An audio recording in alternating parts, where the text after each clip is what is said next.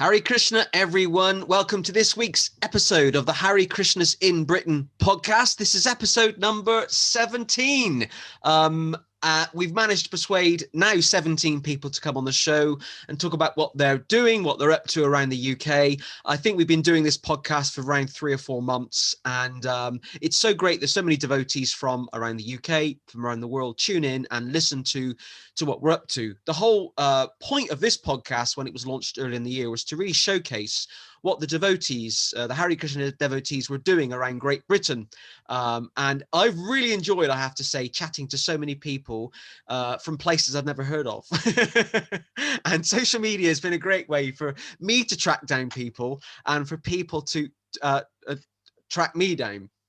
And I'm really pleased this week to say that to welcome our guest, which is Neill from the New Forest. Welcome, Neill. Hare Krishna.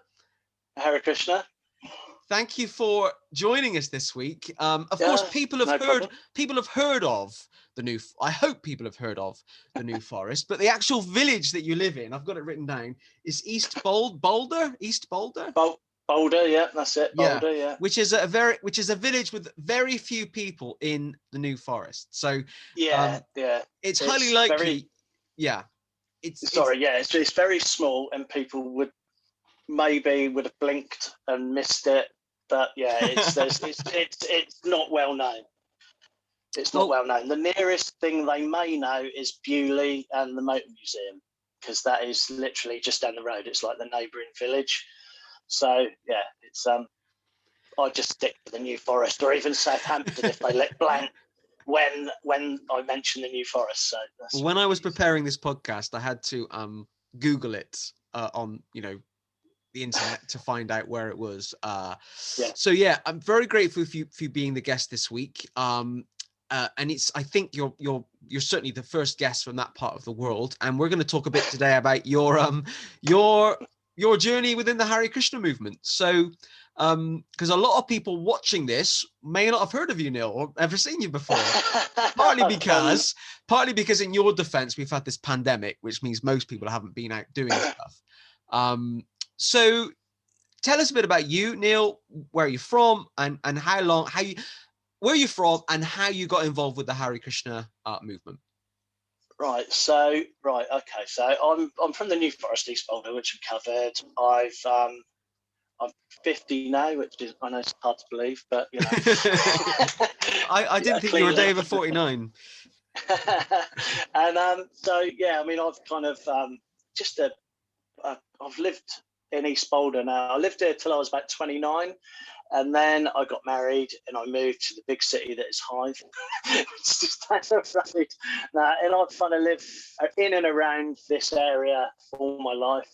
I work in a big warehouse. I'm like what they grandly call a warehouse service coordinator, which is, just a overblown title for a supervisor. So and I've worked there for 21 years, I think, shift work. Wow. Which yeah, it's just one of those. I mean, I don't know, I fell into it, but it's all right. It pays all right, and it's not difficult. I mean, it gives me a bit of time for things like this because it's shift work, which is nice. So yeah, I mean, I kind of, I can't say I really had much in the way of a religious upbringing. I mean, my parents aren't overly religious. My nan used to go to church a lot on a Sunday night in another little village called Pilly, which is just down the road. And but beyond that, there's, I think there's 2 churches in East Boulder. There's a C of E church, which is really old, and there's a Baptist chapel. So we all used to go to Sunday school at the Baptist chapel. It's kind of like a youth club. We used to go there. That was good.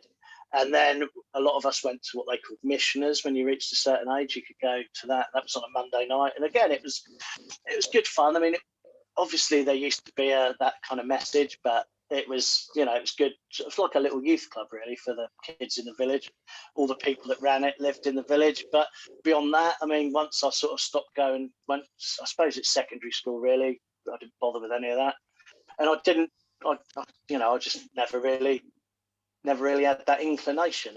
So it did come as something of a surprise to my family, I think, when so I mean it was probably around about 2017, I think.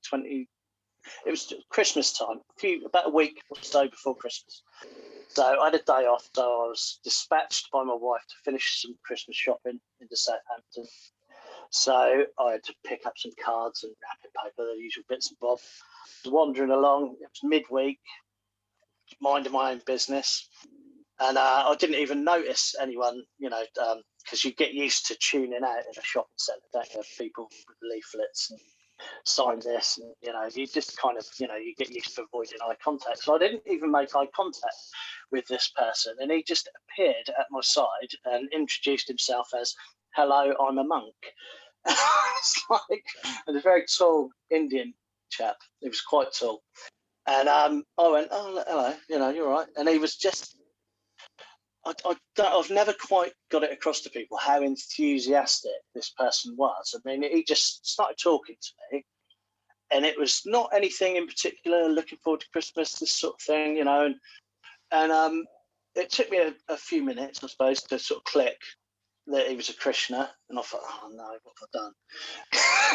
Because I thought, I kind of, at that point, I thought a little bit like Jehovah's Witnesses, who just, fanatical, evangelical, turn up, won't take no for an answer. And I thought, but he was a nice bloke, and he just kept talking and talking. And I've never met anyone that enthusiastic. I mean, genuinely, he was just phenomenal in that respect. I mean, we got chatting about all sorts of things. He was on about where back to Vedanta Manor, and I knew of that through the Beatles because I was quite a Beatles fan. Well, I still am a Beatles fan. So I'd seen stuff, about George Harrison, and I'm old enough to remember the Natural Law Party that George Harrison funded. Wow, I didn't know about that. That was with the first Swami that I forget his name. His name escapes me now. Maharishi. The Maharishi from the TM, Transcendental Meditation in the 70s. That was the party that was founded around about that practice, and how I think they stood in every seat in the country, and it must have been in the maybe 80, trying to think, 80, it was not, probably around about 86, something like that. It was a general election, because I remember, because my dad, being very straight working class sort of bloke, used to buy the Sun. Bless him. And so I remember in there them finding it hilarious, and that's probably what brought it to my attention. But yeah, he funded that, and I remembered things like that, and that kind of thing just puts it in your head that kind of transcendental stuff is just nonsense. It's just and I suppose I'd met the Krishnas at the V Festival in 1998, and they were great. It was after I think I didn't see the Verve and people like that, and we were just wandering around, and we happened upon their tent, and we had some prasadam, and they were nice, they're dancing about, and that's just great. But beyond that, knew nothing much about them at all, and he was just chatting away and showing me these leaflets, and it's just, I don't know, it just kind of blew me away that he was so happy and so into it, and he was telling me how he had chanted for 2 hours that morning, and he was just like buzzing, and he gave me this little meditation pack that had a CD in it, and I remember it had some incense in, because he took the incense out, smell that, it's lovely, and all this sort of thing, and I just went, yeah, that's great. And I've got a bag of Ad Gita and a book called Veda, Secrets of the East, I think. Yeah. And I've got it here, I think. Here we go. That's the one, yeah. And that's, and I said to him, what do you recommend then if I'm going to sort of have a read? And he said, start with the Veda, then move on to the Gita. So I thought, okay, and there was loads of leaflets about websites, etc. So I think I gave him £10, and probably the best tenner I've spent in a long time, if I'm honest, for a few books, etc. And I remember I was on my way home, literally, and my wife rang, and I was in the car, hands-free, before anyone knows. And I was like chattering away. I was going, she was like, have you got the cards, etc.? And I was like, I just met this bloke. I just met this monk. And she was like, what are you on about? And I was like, it was almost like I picked up on his energy. I was just chattering away. And she was like, all right, calm down. And I was like, when I got in, I've got these books and this, that, and the other. And she was like, how much did that cost? And I was like, no, it's fine. And anyway, kind of Christmas came. So I kind of got put to one side. I remember chatting to a few people at work about it. And that was the other strange thing that I forgot to mention. The day before, I was at work till midnight. And bearing in mind, I work in a warehouse with a lot of, bog standard, blokish sort of place, to be fair. There's very few women who work there, or there was at that time. There's more now, and it was very, if you spoke too much about left-wing politics, you were sort of branded very strange, loony lefty, let alone, anything like this. So, but my friend, he was chatting to me because it was the school nativity for his daughter was coming up, and he said, I really don't agree with any of that. What do you think? And I went, well, it's not going to work, is it? She's like 6 or something. And he was very much. So got something popped up on my phone. Don't worry. He was very much like, I don't agree with any of it. And I went, well, it's up to you really. And he started on about how Christianity was culled from these different religions, and a lot of it was Eastern. And he was very into all this. He loves all this, like I'd call it like conspiracy sort of stuff. But he's really into all that, And but he was saying how the star from the east means this, that, and the other. And it was a very strange conversation. So it kind of stuck in my head. And then the very next day, I bump into this person who's kind of got this Eastern philosophy sort of stuff. That's very strange. I remember when I went back to work, I said to him, and he went, "That's the universe talking to you." And I was like, maybe, who knows? And he was like, I tell you what, those Christians, they've really got it sorted. I was like, hang on, you were just telling me you didn't agree with organised religion. It was like that. But that's another conversation. But anyway, Christmas came and went. And once that was out of the way, at the time I was doing a secondment with a trade union. So I had a bit more sort of free time. So I started reading this. And whilst it was all very, very strange to me, to be fair, it also kind of felt not like I knew it. It's difficult to. It didn't feel like weird, as in this is nonsense. It's not kind of like picking up a David Icke book, which I've attempted to read. It kind of, it kind of. Although some of the stuff that he does go on about actually is quite Krishna Consciousness, sound vibrations and things. But it felt kind of realistic. And the more I read it, I kind of thought, actually, this kind of makes sense in it.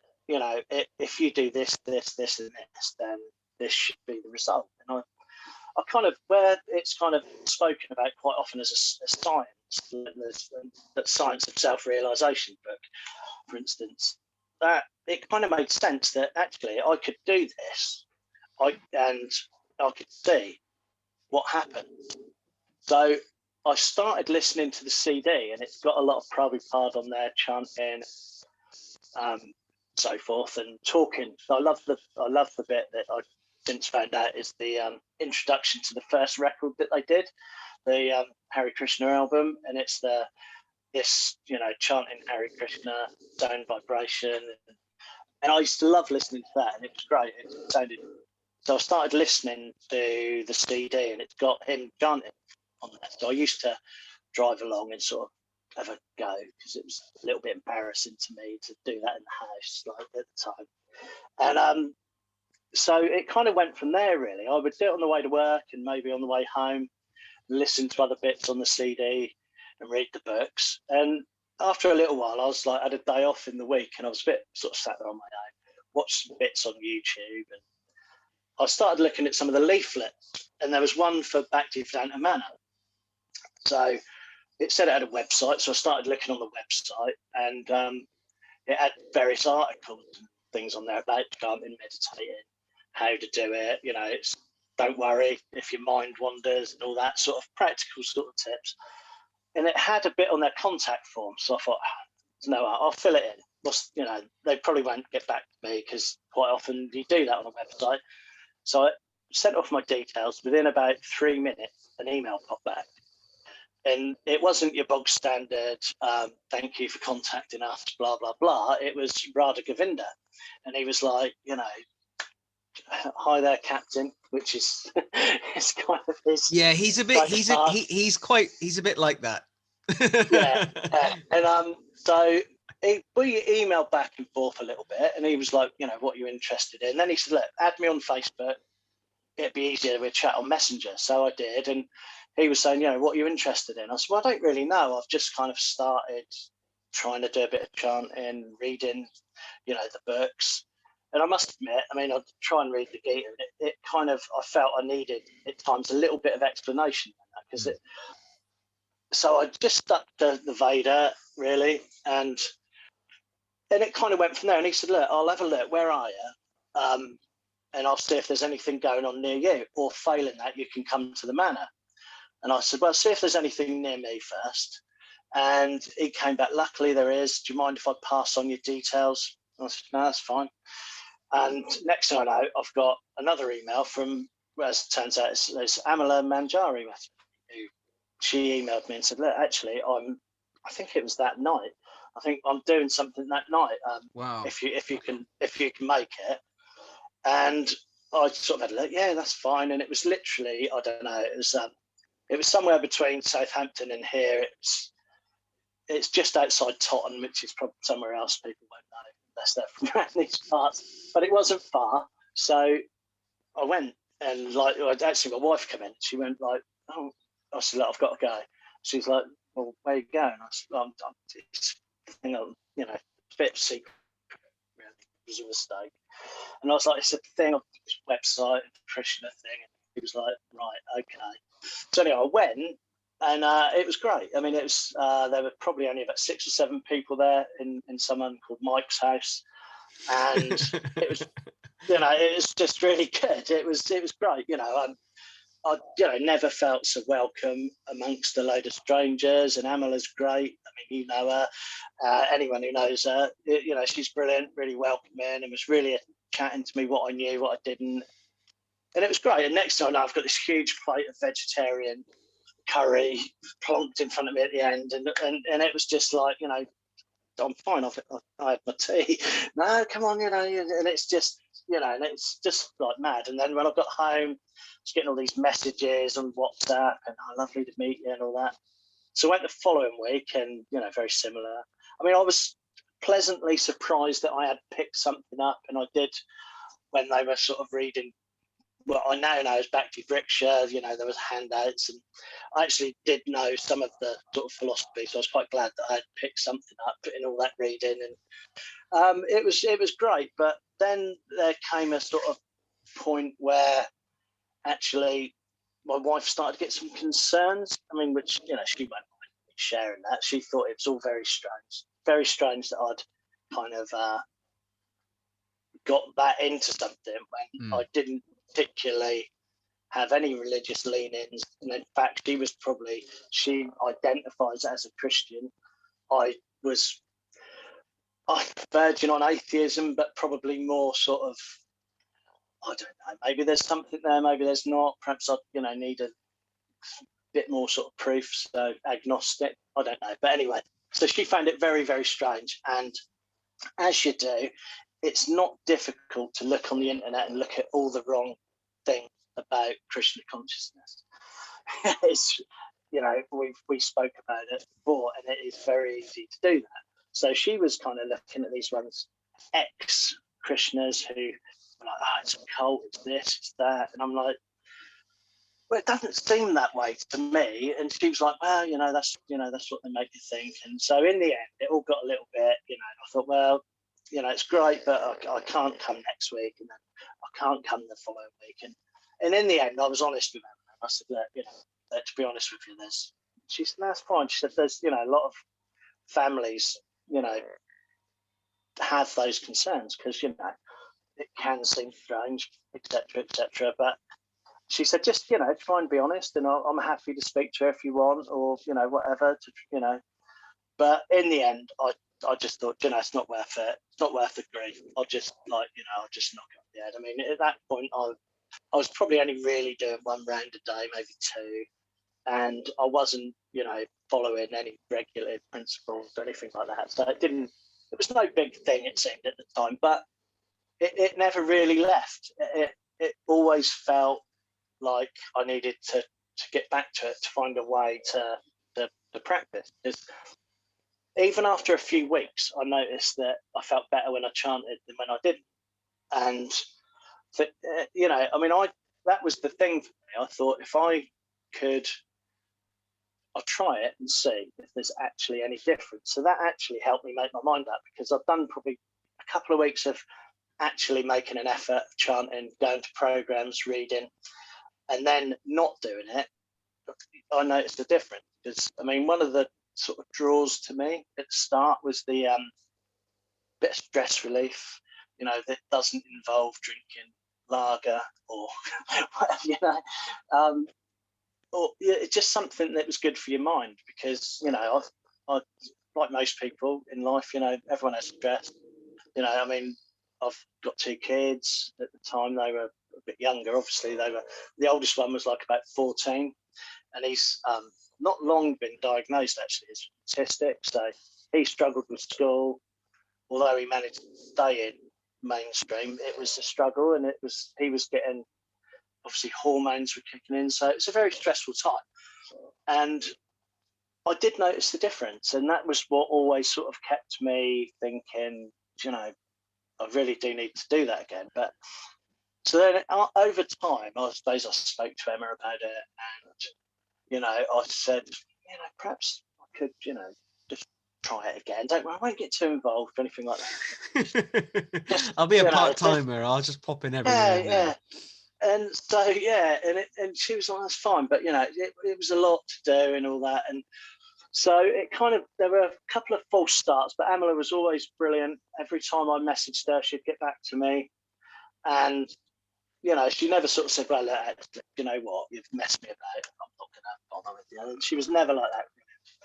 And so I kind of had the plan of almost like being a bit of a part-time Christian, or at least the chanting, because I always said to her that really helped. That really did seem to help. And she went, well, it's up to you. And this was 8 or 9 months later. It was coming up to the Christmas, New Year again, I think.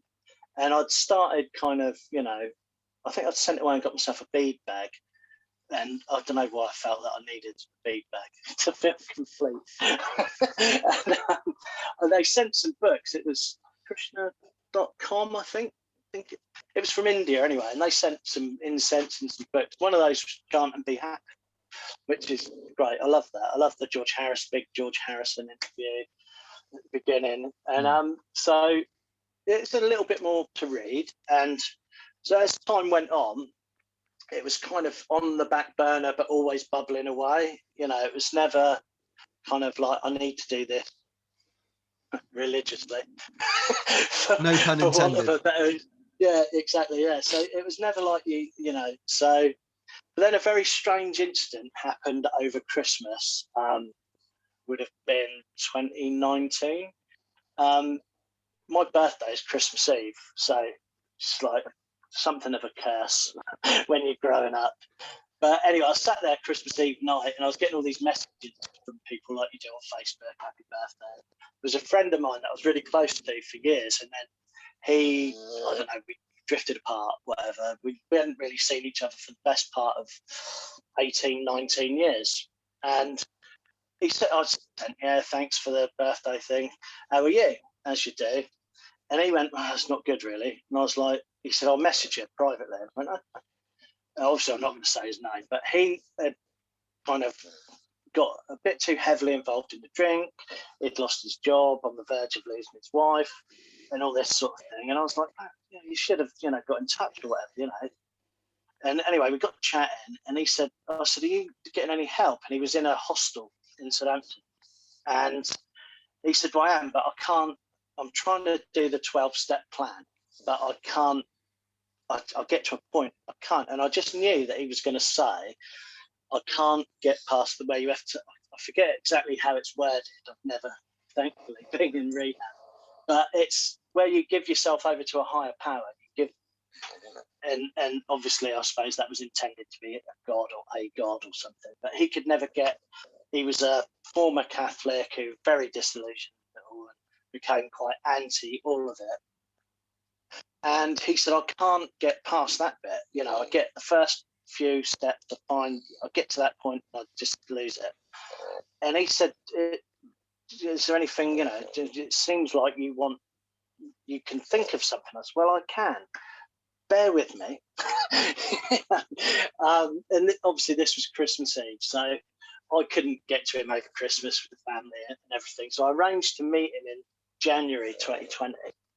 And in that time, I got in touch with Emily and I said, look, this situation with my friend, I was wondering, I'd love to get a copy of the Vader if I can. And she was like, yeah, that's fine. And she was chatting to me. And it's brilliant. She sent me some books that she had. She didn't have a copy of that, but she got in touch with someone in Southampton who had a spare copy. And he got in touch with me, and it just all came together, and some beads and that. And I met him in a Costa, I think. We had a coffee and chat, and I was telling him about it. I said, look, you know, you may mock it, whatever, but all I can say is the chanting thing is really worked for me. Even if, you know, you don't have to believe it, but just try it, you know.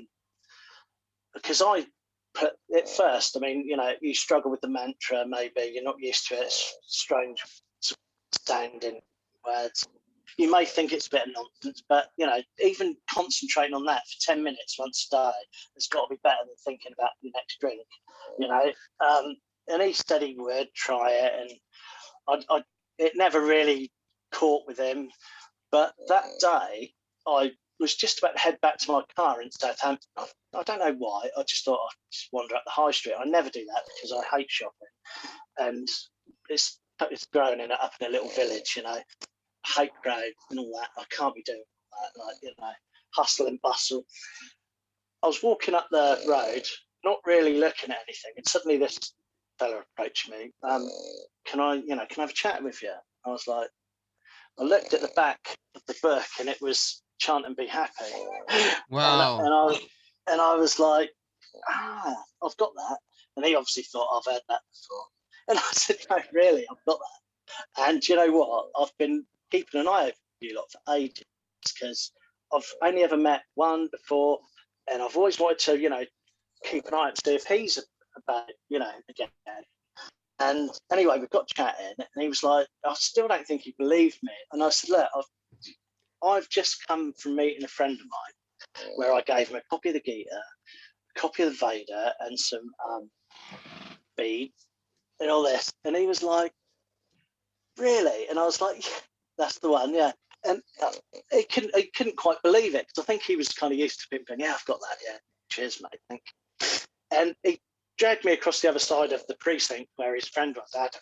And this was Grant, by the way, like, great.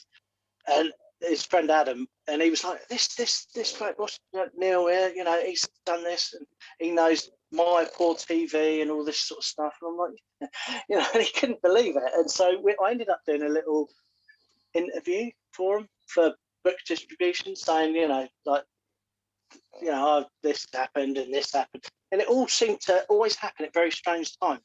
Like, it all seemed to be not one thing, it would be several things, and it would culminate in meeting a devotee. And it was all, people would call it coincidence, but I don't know. Can I just say, Neill, if anyone's wondering, if anyone's listening or watching and wondering what the noise is in the background, it's your dog snoring, isn't it? It's just Poppy. Everybody, Neill did warn me before we started broadcasting that his dog would be asleep. So that's the noise. It's nothing to do with any of our devices. It's his dog.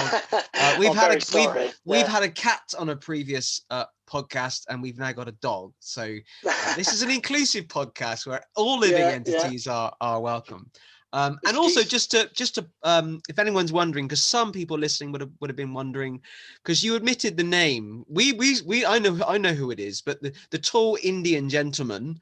Of course, sorry, yeah. No, it's fine, because people will be wondering, oh, who's that? Some people might have guessed. So that was Sutapa Prabhu, who is a well-established book distributor in the UK. I think he's still head of the Brahmachari ashram at Bhaktivedanta Manor.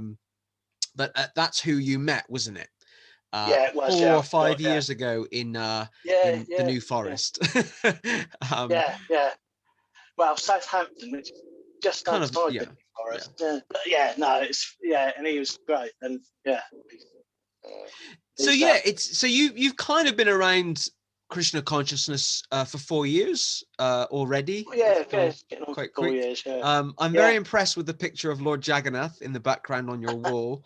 That's painted by a devotee who's connected with Reading, Rob. I forget his surname, Rob Prabhu, but he's a bit of an artist. Very good. Wow, really impressive. And most people would have worked out Amala Manjari. A number of the devotees watching this podcast or listening will know Amala Manjari herself and her husband, Vishal Garanga. They run ISKCON Reading, which is a very successful ISKCON community. I mean, I've certainly seen it grow in numbers over the last decade. I don't think they've got an actual temple yet, but they're almost there. I know Amala Manjari and her husband live in an apartment or a house, which is kind of pseudo temple. Well, wherever the Lord resides is a temple if you've got deities, but where the public can come or devotees can come. And I've seen just how much that Namahata, a fancy word, has grown over the last 5-6 years, and it's been really impressive. And Amala, I have to say, a big plug for Amala. She's very good at communication. I messaged her recently about something and she responded within minutes. Yeah. Which was impressive. No, she's great. I mean, she's helped me so much because it was at the start of lockdown that I really went deeper, because I had the time. I was fortunate enough, I look now, as to be to not have to go to work because I've got asthma, which is probably the first time in my life that I've been grateful for having asthma, because a lot of people said they got bored. I was devastated that I had to go back in many ways, because I got so many books and so much chanting and learning, and it was just excellent. It was brilliant for me. I felt I used it the right way, and it was like invaluable to me, because I came on in leaps and bounds really at that point. So let's move just briefly to the mundane from the spiritual. Tell us a bit about your job and what you do. I mean, you work in a factory, right? Well, no, it's a supermarket warehouse. So it's Tesco warehouse. Yeah. Other supermarkets are available. Yeah, we're not officially endorsing Tesco, even though I was in Tesco the other day.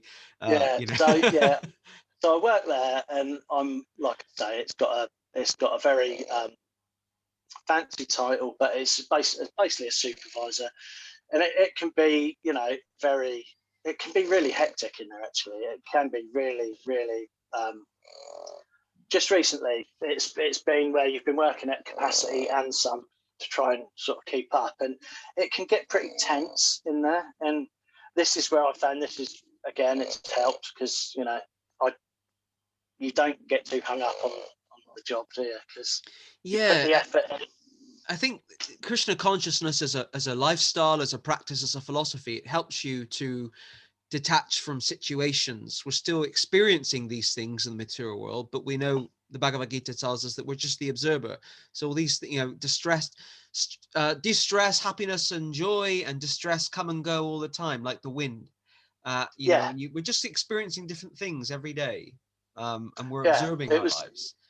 It was absolutely one of the lessons that I learned, relatively early on, just before lockdown, actually, that convinced me in many ways. It took me a little while to get my head around it, because it's not a very Western way of thinking, I suppose, that, you're not in control of the end results. At the end of the day, and this was something I said to Prashant, because I've got an app, Krishna app, that gives you like a little quote of the day and things like that. And maybe a little bit of the Gita to read, and you know, it's great for that. It's always a little bit of nectar in your pocket, sort of thing, you know, that you can have a read on your break or whatever. And the quote was along the lines of to advance towards me, don't get attached to the fruits of your labor. I forget the exact quote, but it was essentially, you know, work, don't get attached to the results of your work. Yeah. And I sent that off to Prashant and said, what exactly does that mean? And he was honest and said, I don't know. I'm going to have to ask someone. So he got back to me about a day later, and he said, I've seen a more senior devotee, and he's explained it all to me. and it was essentially, you know, that you put the effort in. Krishna sees you put the effort in. The end result is out of your hands. There's nothing you can do. It's, you know, we can only do so much. Ultimately, you know, as you know, we get taught all these things, like even a blade of grass can't move on its own. Everything happens not for us, but for Krishna.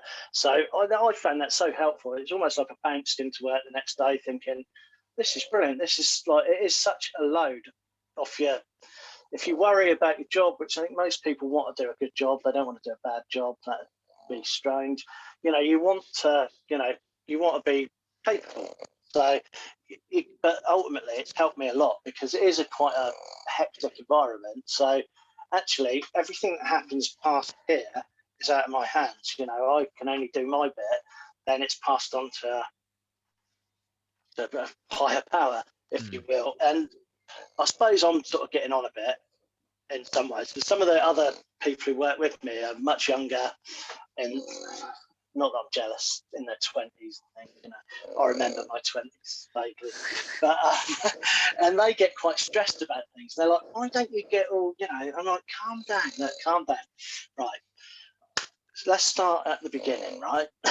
And they'll be like, "Right," and I'm like, "Right, if you meet someone at a party, right, how do you introduce yourself?"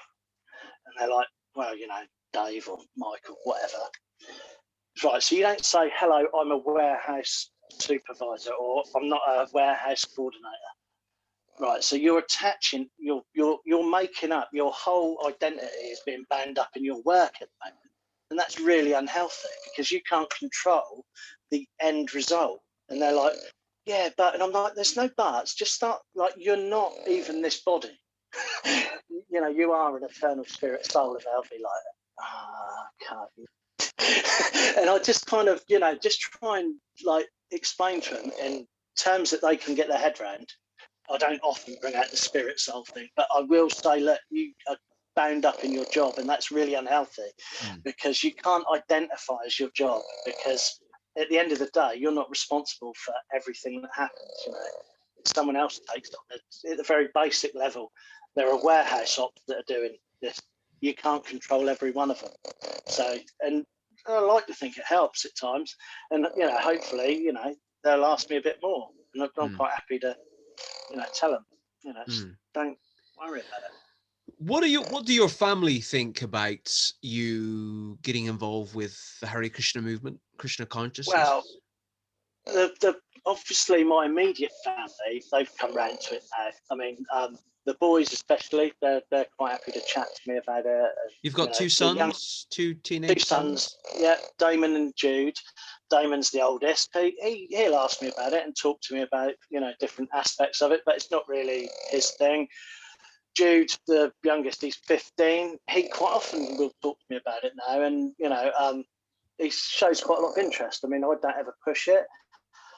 If he gets, you know, a little bit more involved, then that's great. If he doesn't, then, you know, that's fine. But right, my slightly extended family, I've tried to talk to my parents about it before, and it's just like, I don't know. It's like they don't.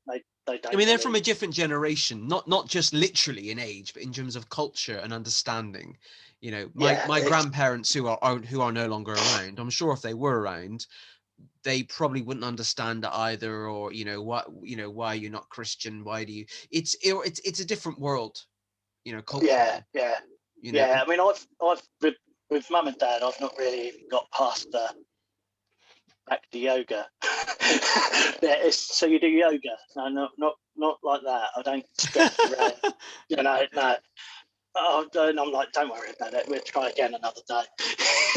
In fact, I think I popped round to see Mum and Dad this morning, and I was saying to Mum about it, and we had that yoga conversation because I said I'm doing a podcast with someone today. Oh, what? Kind of like an interview, yeah. Yeah, right, okay. How old are your parents? How old are your parents? They're both in their 80s. So my mum's Wow. probably 84 now, and my dad's 81, I think. Yeah, wow. 81. Okay. So my brother didn't get it at all. I mean, not in the slightest. He's like, I don't believe any of that rubbish. And I'm like, all right, okay. So anyway, I'll try and chat to him, and he's like, not interested. So I'm like, fine. So yeah, I mean, that's it really, family wise. My sister-in-law's brilliant. She loves it. She's been to some of the Monday online Bhakti Vriksha. Her husband is Steve, really chilled. He just is like, yeah, whatever, take what you want from it, and that's fine. Put it out. It's Lucy Nash. I mean, I think she watches quite a lot of your stuff actually. I'm pleased. I'm Jeff. Yeah. I'm pleased. Okay. Yeah, she likes it. Friends and that on the whole have been pretty good. My close friends, they accept it for what it is. I figure if someone doesn't, then if someone had a problem with me not drinking, then is that really all we ever had in common, that we used to go for a pint? So then that's not a great loss, I don't. If people really, because a lot of people, I mean, I don't advertise it at work or anything like that because it's just not that kind of environment. But if it's just one of those. I think if people see me now compared to a year ago, they'd outwardly think not a lot's changed, But if I suddenly told them that and they were like, oh, hang on, I don't know about this, then they've not been paying attention, or it's just not worth worrying about. Well, I have to say, I don't want to embarrass you, but before this podcast, I was looking through your Facebook just to help my mind with the promotion of this Facebook, and looking at the photos, you look thinner now than in your photos from years ago. I am. Yeah, I've lost best part of 2 stone. Wow, and I'm assuming by eating a healthier diet, healthier diet, and obviously drink has a lot of calories, and I used to enjoy. I'm not going to deny it. I used to enjoy a beer. I used to drink a lot before I joined the Hare Krishnas. I mean, I never thought I'd say this on a Hare Krishna podcast, but a glass of wine, if anyone's interested, a glass of wine is the same amount of calories as a Mars bar or a Snickers bar. So if you're socializing at the pub on a Friday night and having 3 glasses of wine, that's 3 Snickers bars. That's a lot of chocolate calories, And so you put on weight. You end up putting on weight. And I was once told that a pint of Guinness, talking about alcohol on a podcast here, Hare Krishna podcast, a pint of Guinness is the same kind of calories as a roast dinner. Not that we eat meat, but it's the same quantity. There's a lot of calories and fat and horrible stuff. Yeah, I mean, and the thing is, I remember actually it was the last time I went round to see Amala and Vishal, because I try and get down when I can once all this, once the lockdown's out of the way. So the last time I was chatting to them, and it's as you probably know, it's almost impossible to walk into a devotee's house without having prasadams. Oh, I know. And I was like, no, that's fine. Amala's terrible. She's always like, don't be embarrassed. Don't feel you have to be polite and say that's enough. I'm like, oh, really? Huge mound of like noodles and stuff. And I was chatting to him, and I said, it is quite a bizarre thing that my diet has changed quite a lot. Although I was probably 75% vegetarian by the time that I actually made the plunge finally, because I'd just started eating corn and things over the years, because just better for the planet, better for you. And I was actually cooking with ghee, quite a lot of Indian dishes with ghee, full fat yogurt, all that sort of stuff. I've actually lost weight. So, rather than before, I'd eat obviously meat and whatever, but you'd have, low fat stuff, because you would cheat. It's like the McDonald's with a Diet Coke. Cheat, you're eating, you don't realise the fat that is in meat. until you stop eating it. And, you know, and like most of, I think, the regulative principles, they all make sense when you actually think about it. It's a bit of a no-brainer. Drinking's not good for you. You know, endless cups of coffee's not good for you. You know, all of that stuff. Meat, they put so much in it. I mean, beef and that especially. I mean, the hormones, growth hormones, all that sort of stuff. You know, it's not good for you. It's not at all. I don't want to embarrass her. I know she won't be embarrassed, but I remember once I went to Amala Manjari's with another devotee, and we went there expecting prasadam. I think we were going to talk about planning a festival or something. And I was just fed so much prasadam. I was in pain by the end. I was like pleading for Amala Manjari to stop feeding me because I was in so much pain. And I literally just couldn't cope. I was in tears. Like, it was wonderful, but it was quite overwhelming. And then I had like an hour and a half drive to where I was going after that. But Amala and her husband have always been very hospitable. And they are. They're brilliant people. You know, and I can't obviously give their contact details out over air, but if any devotees listening and they want a pit stop between London and Bristol or London and Cardiff, you know, Reading's on the M4 corridor, and I'm sure Amala Manjari and her husband will be pleased to see you. I think the rules currently allow us to visit in people's homes. Yeah. They have been. We can at the moment. I mean, they are. I mean, there's obviously Pratap Meyer, another devotee, lives just around the corner with his daughter Penny. And, you know, his daughter is she's unbelievable little devotee. I think she's 8, Penny, and she's just knows so much. She just reels out all this Sanskrit and all this, you know. Wow. It's a great age to learn. You know, when you've got a 50-year-old brain, it doesn't go in quite so well. Yeah, well, I'm a little bit younger than you, and I agree. It's more difficult to learn new things as you get older. Yeah. I mean, I remember we did in January, we did an online Essence of the Gita course. And I think after 2 or 3 days, I think Vishal Prabhu, who was running it, would have to say, right, does anyone know this? It's not Penny. Because she just was like, she's just so enthusiastic and she's just so into it. It's great. It is really great to see. So generally now, what's kind of happening with ISKCON Reading? I mean, most things have been online, haven't they, the last year and a half? Yeah, I think talking, you know, to Pratap Meyer and that, I mean, I think that they will keep their quite a large online presence, which is essential for people like me in the middle of nowhere, because even if lockdown completely lifted, with the shifts I work, with family commitments, etc., I would find it difficult to justify 80-minute car journey to go for, you know, midweek for an hour and a half program in someone's house. You know, whereas this is brilliant. I mean, it's the Monday group that I do has got people from Manchester, Maria, who's become a really good friend of mine. And there's someone, Barbara, who's from Liverpool.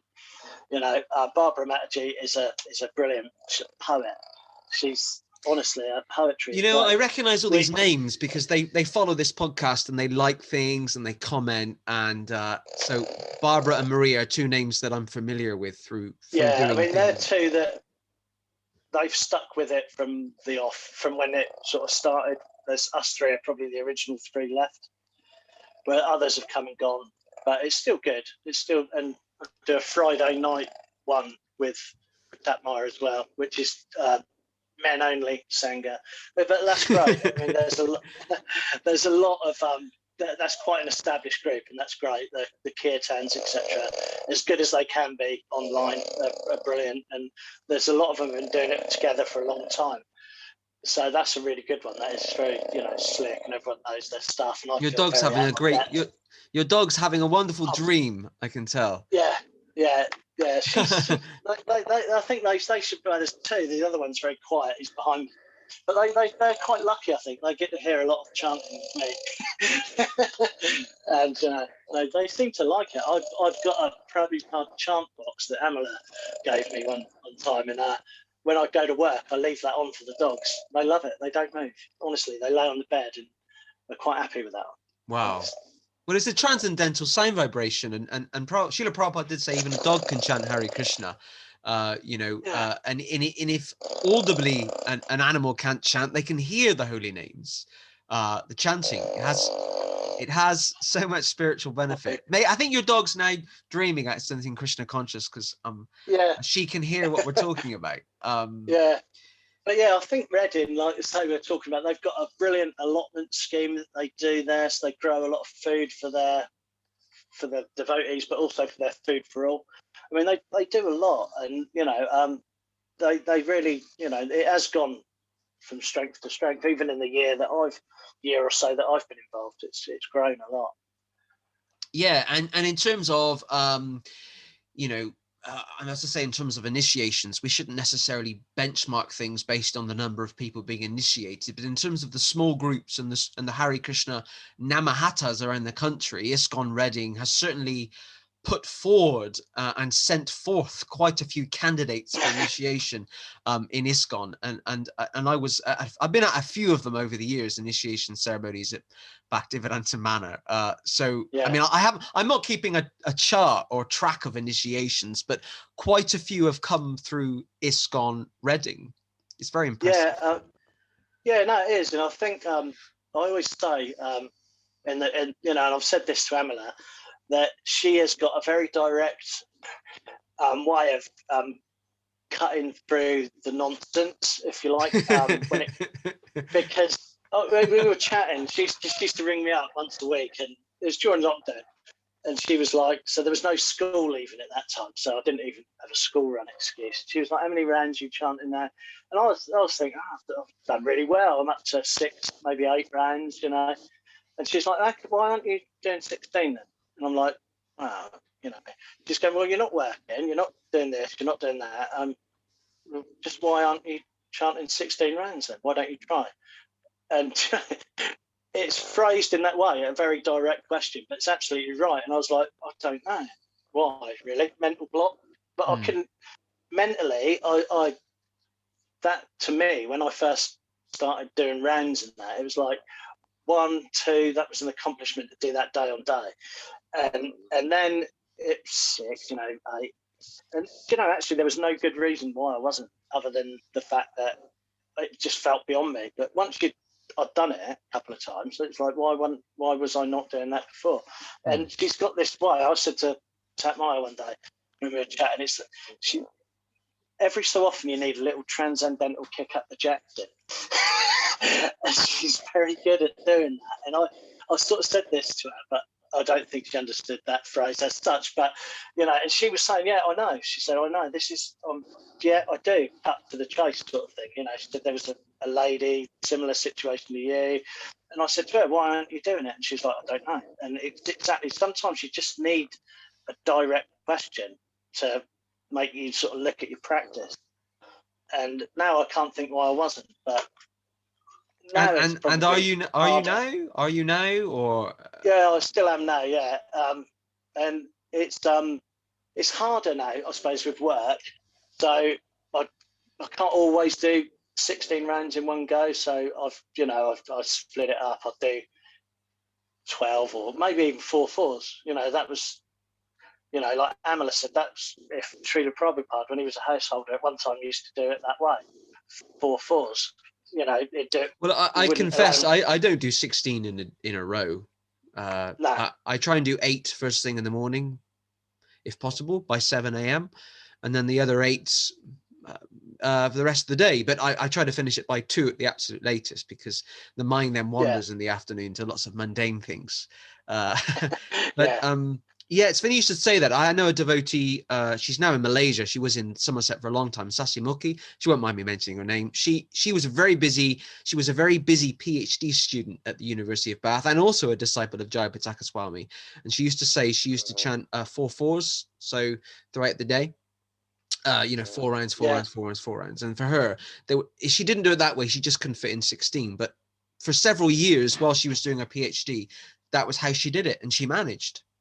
Yeah, it's actually, for me, that's really good. I mean, I think sometimes when we talk at Monday or Friday, well, any time there's devotees together, I think some people put too much pressure on themselves about chanting, as in, like, unless I do 16 in one hit, then it's pointless. Or, it's almost, there seems to be a lot of pressure. And, I said that's the way it was sort of explained to me by Amala, that you can do it. As long as you're doing it, even if you miss, if you do 14 one day for some reason, if you make them up the next day, it's fine. It's you don't have to put that much pressure on yourself, but you try and keep the standard, And I'm like you, I like to do it before it's too late in the day. But also, like yourself, I've noticed from your podcast, I like to, there's woods right almost on my doorstep. And I'll sometimes just go down the woods and have a walk down there and just do some rounds down there. And it's great. It's lovely. Or I'll drive off into the forest sometimes. Do some rounds. I personally love chanting outside in the countryside. It's wonderful. I mean, one of the many reasons I ended up joining the Hare Krishna movement and getting involved is this form of yoga, kind of japa meditation, mantra meditation, really works. So I can, I've got my beads here. I actually need to do 3 more rounds. I got to admit, I've done 13, lucky 13. And lucky 13, yeah, lucky for me. I hope I'm going to do more. I can't sit down and I just get irritated, and I have to always be on the move and keep going. And so, meditation, how other people think of meditation, like staying still for a long time, is actually impossible. I went to give a talk in a school recently, and I kind of made it clear that our mind's always focused on something. So if we have to focus it on something, let's focus it on Krishna, on Krishna's pastimes, Krishna's appearance, on Krishna's pure devotees, on Sastra. So yeah.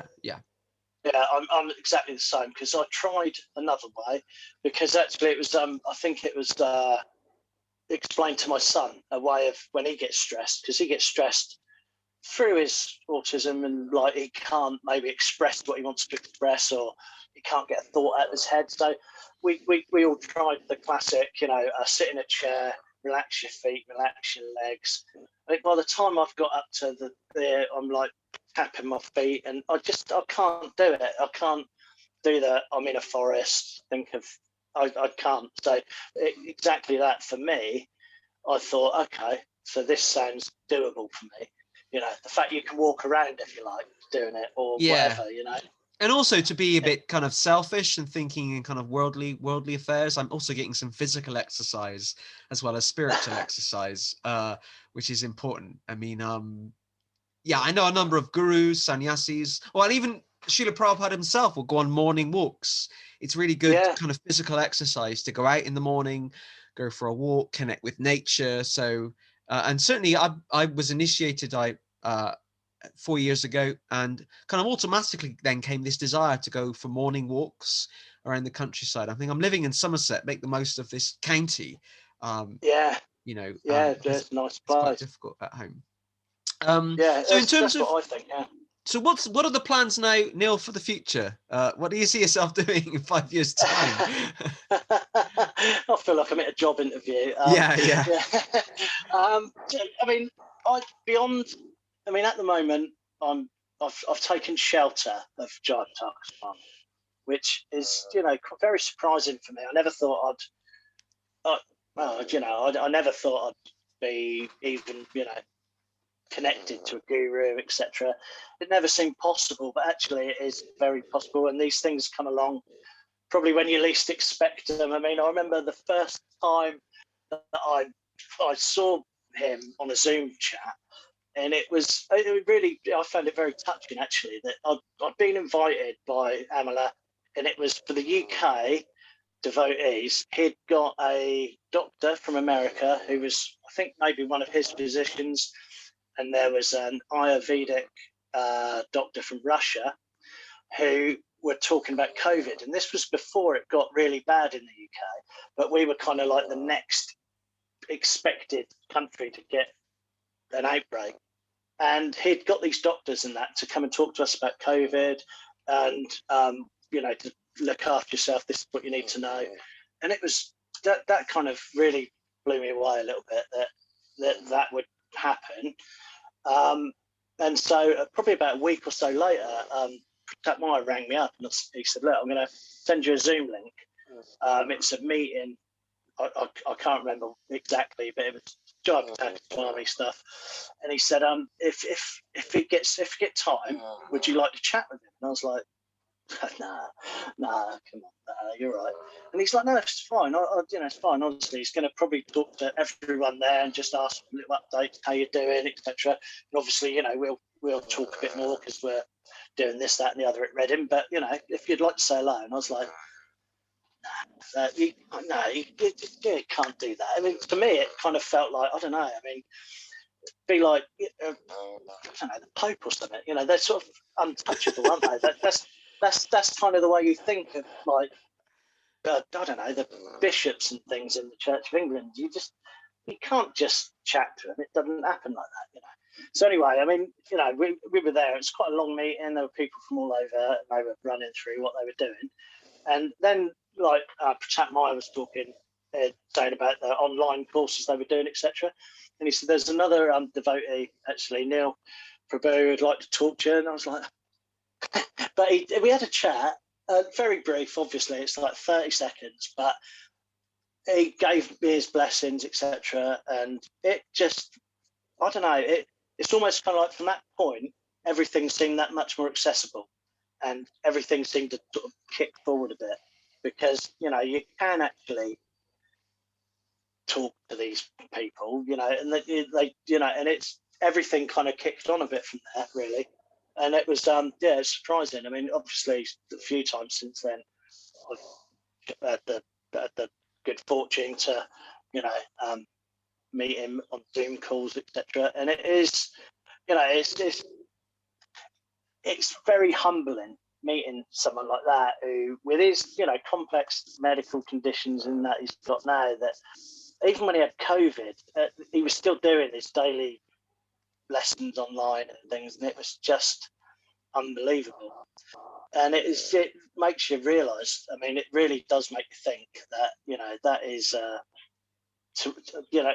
always said that if anything like that happened to me, if I could meet it with the grace that he has, then I'll be happy. Because most people, it would kind of destroy them a bit, I think, if they suddenly lost their mobility or whatever. But he's as happy as, that it's just something else along the way for him. It's Amala always tells a story about when he went to a stroke hospital, and he, obviously all his servants were like devastated that he had ended up in this stroke hospital and all that. But his attitude was, I've been put in here for a reason.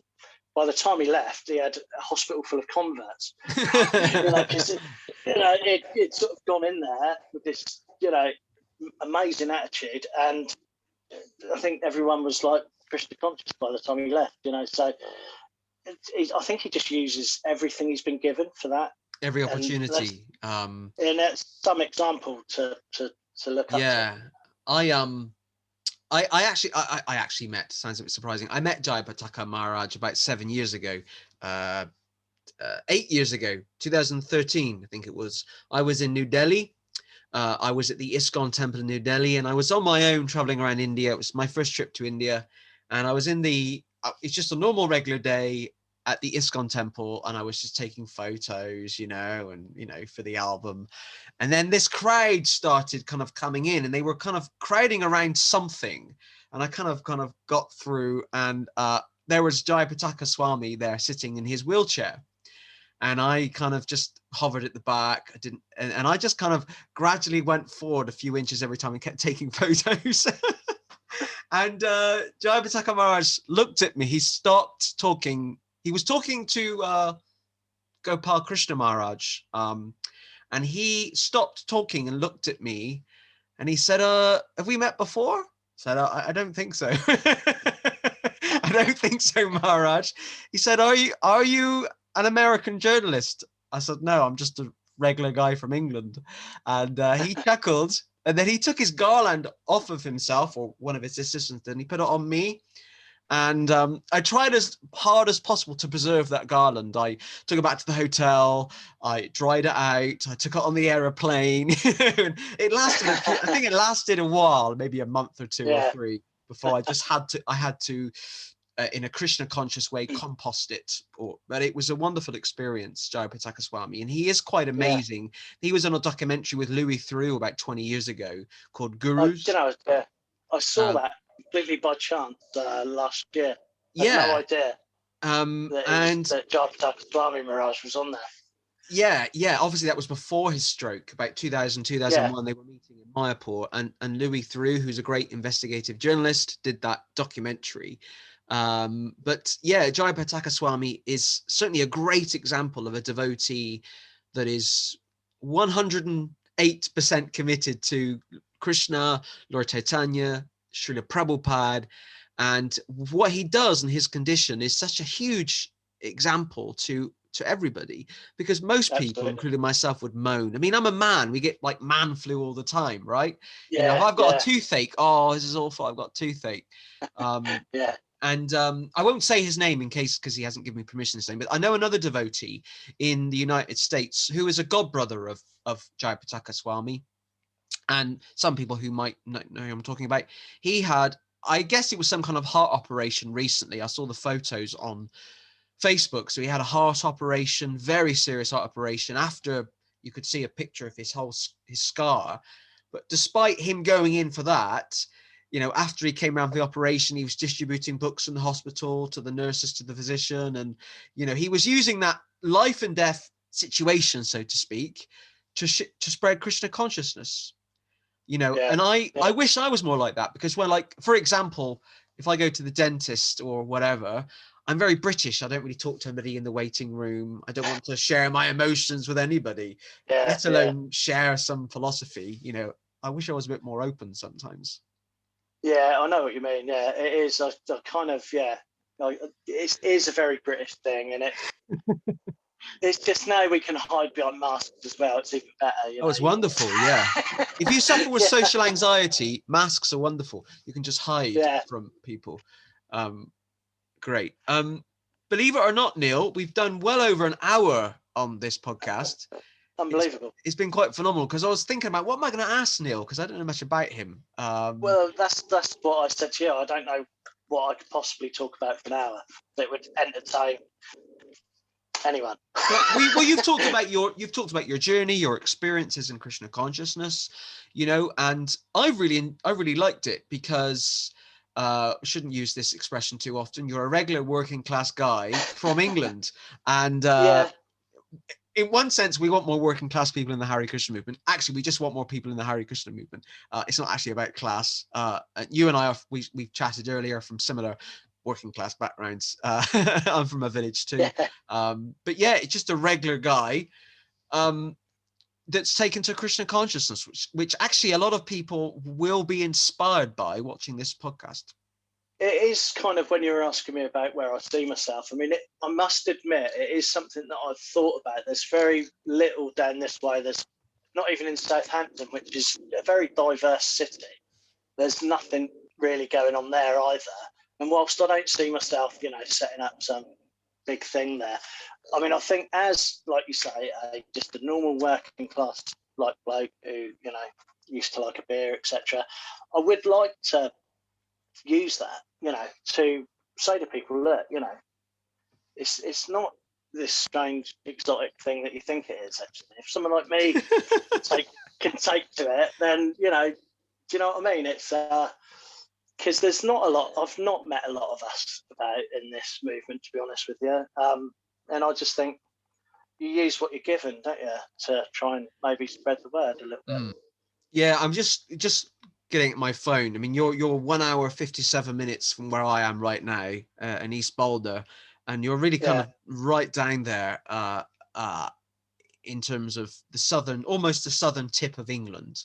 Where there's probably not a lot of devotees. I certainly don't know many devotees around there. There are some in Bournemouth and Southampton and Portsmouth, but very few. So I don't know, maybe we'll organize some kind of Hare Krishna festival in East Boulder. There's plenty of room. I'm looking forward to that aspect of lockdown lifting, where I can, get about a bit and hopefully go to a few festivals properly now. And I know my youngest Jude. He's quite, he quite likes the idea of going to a proper Rath Yatra, something like that, where he can see the colour in the dancing and the fun aspect of it.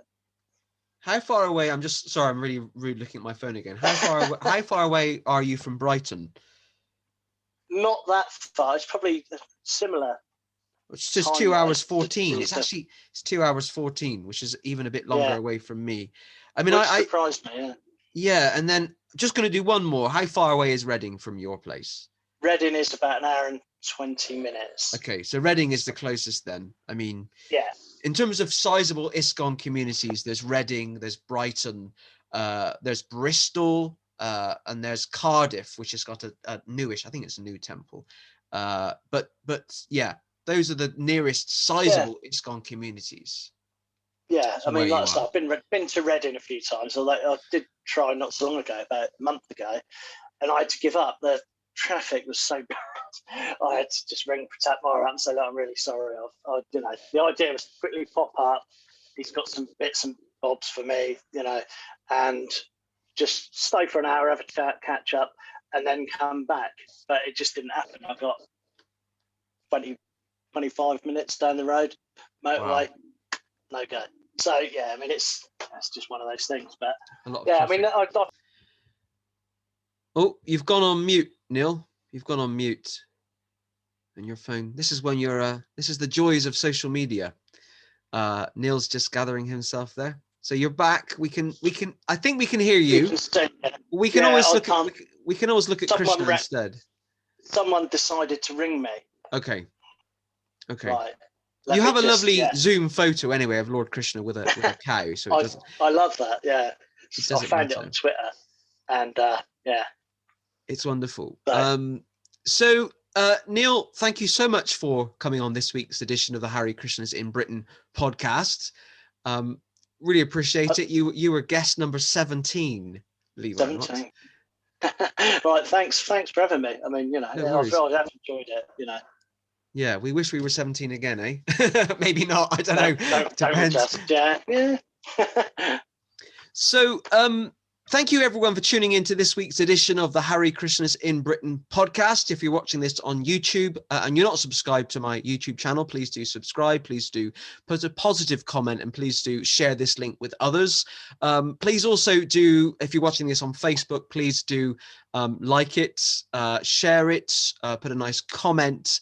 It's encouraging to hear that these podcasts are appreciated by devotees around the UK. And of course, those of you that know me, wouldn't be me if I didn't do this. I'm going to plug my new book, which came out recently, The Hare Krishnas in Britain, which talks about the history and the diversity of the Hare Krishna. Oh, look at that. Look at that. It's a great read so far, what I've read. I haven't upset too many people. So please do pick up a copy. It's on Amazon. You can find it on this Facebook page, a link to the Amazon. You can buy it on paperback or Kindle. And it talks a lot about the Hare Krishna movement in the UK. And we've had some wonderful reviews already. And it's I guess, about having a mature adult conversation. I'm 37 next week, so I need to start being more mature and adult now. A mature and adult conversation about Krishna consciousness in Great Britain. We could say something like making Britain great again, but that sounds a bit too Trumpian, I think. So we'll probably avoid that. Too right wing for me, probably. Yeah, and even though I'm meant to be neutral as the host, it's a bit too right wing for me as well. Okay, thank you for joining in, and see you all next week. Thank you, and Hare Krishna.